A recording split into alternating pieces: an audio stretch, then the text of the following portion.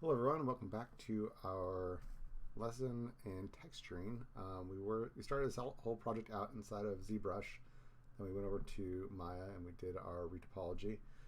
We then sent it back over to Substance Painter where we did our texturing. From here we then baked out our textures, and now we're ready to send it to our final destination, which can be either Maya or Blender, depends on what you want to use. I used to be a real big fanboy of Maya, but I'm not as big of a fan of Arnold. So I'm going to show you both ways of hooking this up. I feel like we get better results and more true to the Substance Painter look final product when we use Blender over Maya. But I will show you both ways, so that way you can figure out which destination you want to go to and end up with some decent results when you're done. Okay, so we already rendered out the textures last time. They are right here. If you need a quick refresher, please check the end of the last video. Okay, so we're going to go ahead and jump into Maya. Let's go pop over there. We'll do that one first. Okay, so here's Maya. Here's our rock, and this is just the low version of the rock, not the high. So we're going to add a new material node to this, and then we'll go ahead and add textures to it. So we're going to right mouse button click. We'll go to assign new material. So just assign the blend. Let's undo that. Okay, it doesn't want to let me undo that. Well, that's weird. Okay, assign new material. That's what it should have done. Okay, then we go to Arnold shader, and we're going to do an AI standard surface shader. Okay, and then underneath the color here, we can go ahead and click the little checker box. We'll click on File, Folder, and then we're going to navigate over to where we rendered all those textures to. So we got class projects, and then we're going to do our base color one. Hit open. Okay, make sure textures is turned on, otherwise you won't be able to see anything, and it kind of looks like you can't really see too much right now anyways. Let's go ahead and throw on an Arnold light source, that way we can kind of start to see what's going on. So we'll go to Arnold, and we're going to use, let's use a Sun Sky Network. Let's do create physical sky. Okay, let's see how that renders so far. Okay, what you expect. Let's go to the other side where the sun would actually be hitting the rock.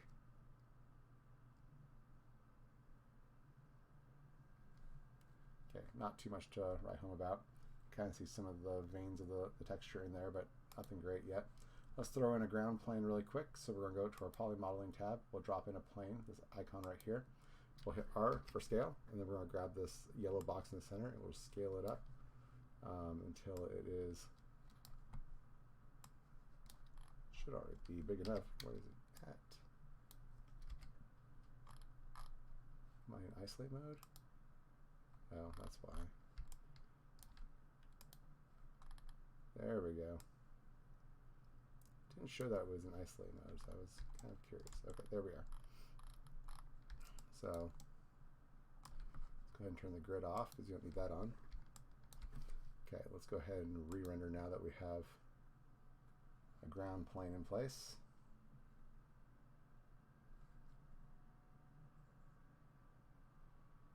Okay, still nothing special. Let's go ahead and see if we can add some more of our materials in to help bring this up a little bit. We're going to go to diffuse roughness. So we have a material for it. But I've also kind of found if we just play with these manually, we can kind of get similar results right away. Make sure we're getting the color right.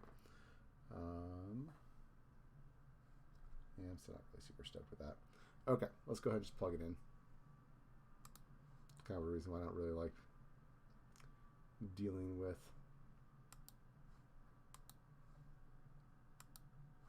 Maya's Arnold as much. It just doesn't come out as good as it does inside of texturing program. Okay, so there's the roughness.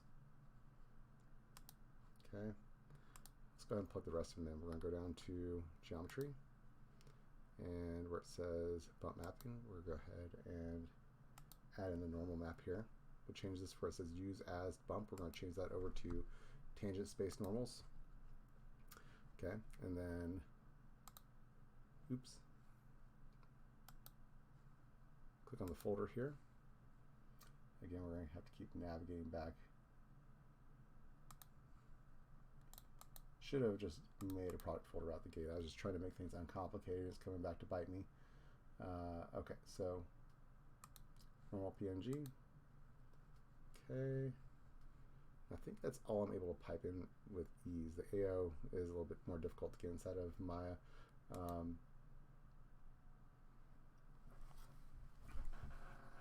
Okay, so you kind of see like it seems too dark.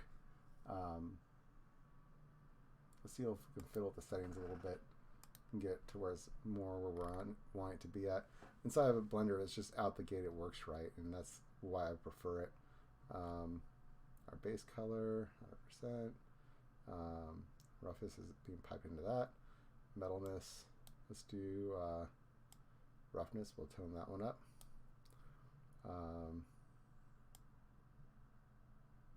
Bring this one down a little bit. Okay, let's try again.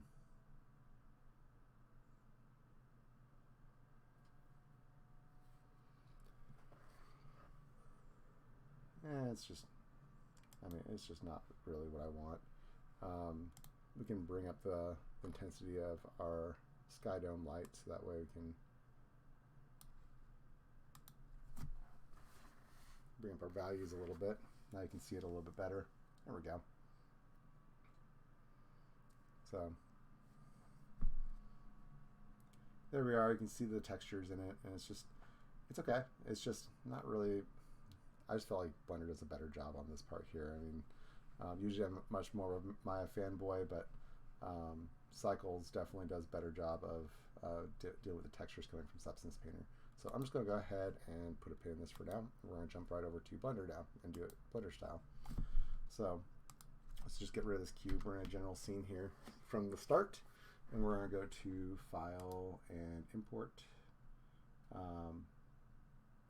and we're going to do an FBX. You might also want to note that I'd already done this, but I took in this guy here and went to File, Export Selection. I changed the output to where it was underneath FBX, because initially we did an OBJ, and the OBJ isn't recognizable when I did an FBX import over to Blender.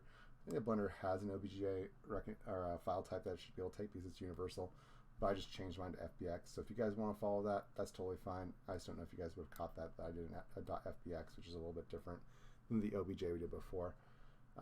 So completely up to you. It should work both ways, but we'll go to File, Import, and you'll see that there is the FBX one. I feel like there should be an OBJ one here as well.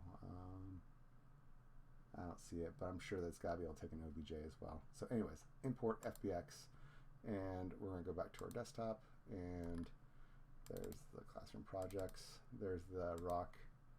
We'll import that one. Okay. It's probably super tiny, so let's grab this guy here, and we'll just scale it up.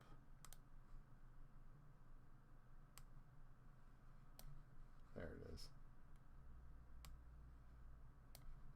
Maya was probably using centimeters, and Blender is probably using meters or something like that. So anyways, there's our rock. Let's go ahead and jump over into our materials, or the shading portion of Blender, and we'll get into attaching these textures. Okay, so we're now in the shading section. This is your primary node that is already attached to your object.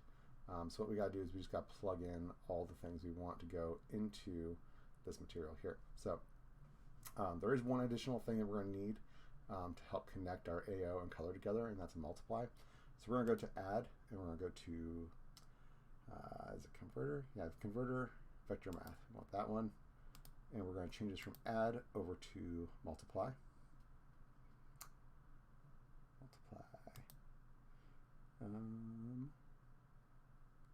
No, we're just going to do multiply add. Oh, multiply it there. Okay, there, that's what I wanted. Okay, so then we can come over here and we can start pulling our textures in. The cool thing is we can actually just drag and drop these in here rather than the way we're doing it inside of Maya, where we had to go down that file path and just drag and dropping as we went. So we're going to go over to our base color, and we'll drag and drop this one in here. Okay, and we'll plug the base color into the top up here. So let's click where it says color, drag over to the first vector on the top, and then we're going to take the vector at the top up here and connect it to where it says base color. Okay, so that should also give us a little bit of color over here. Okay. Now we're going to go back in here. We're going to go to our AO, which is right above it, and we're going to drag that one in here.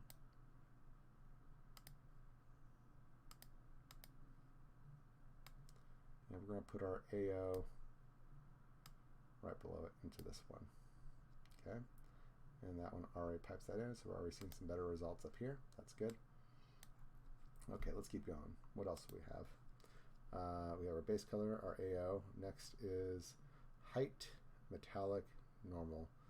Let's do normal first. Take normal, drag it in there. Okay. There's our normal node. And we're just going to take the color from our normal and just pipe it right into the color for our normal map. There we go. Cool, it's already looking like it's piping that normal information up there. Okay.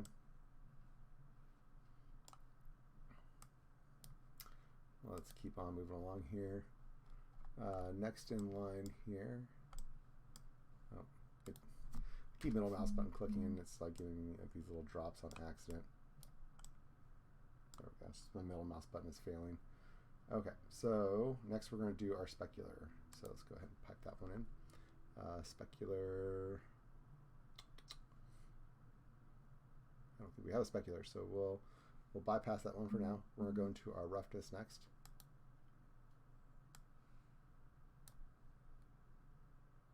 Okay, we'll just plug that one right into roughness. Okay, are we getting better results? Cool. Let's see what else we have. Roughness, normal. We have metallic and height.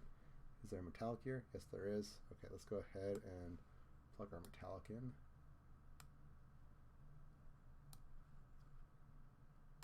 Okay, so there we go. Let's see about height. I don't think that there is a height one. Let me see here. Nope, no, nothing for height. Okay, so that would pretty much conclude it for our model here. I'll go back to our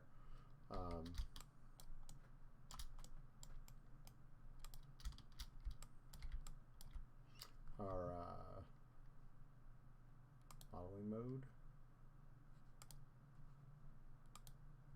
Oh, I'll go over animation is what I was thinking.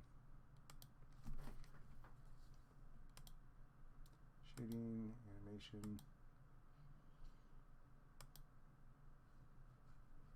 Okay, what I was going to get to was just if you want to do a render of your stuff inside of Blender, what you need to do is set up your output. So you come over here and say what your path is.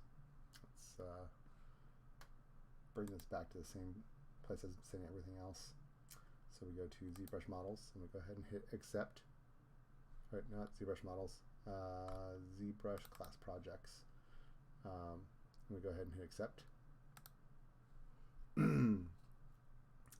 And then from here, it's going to ask what our frame range is. Frame range mean if we have an animation, which if we're just doing a single frame, then you just go from start on frame 1, end on frame 1. Or that one, there we go. So this would just be a single frame render. And then the resolution is 1920 by 1080. That's a 1080 standard resolution render. And from there, I believe it is ready to render. Yep, these are all just the steps for what we want to have included. If we want shadows in there, whatnot, has soft shadows already turned on. All this stuff is all set up okay. That's just picture information if we want to adjust any of that.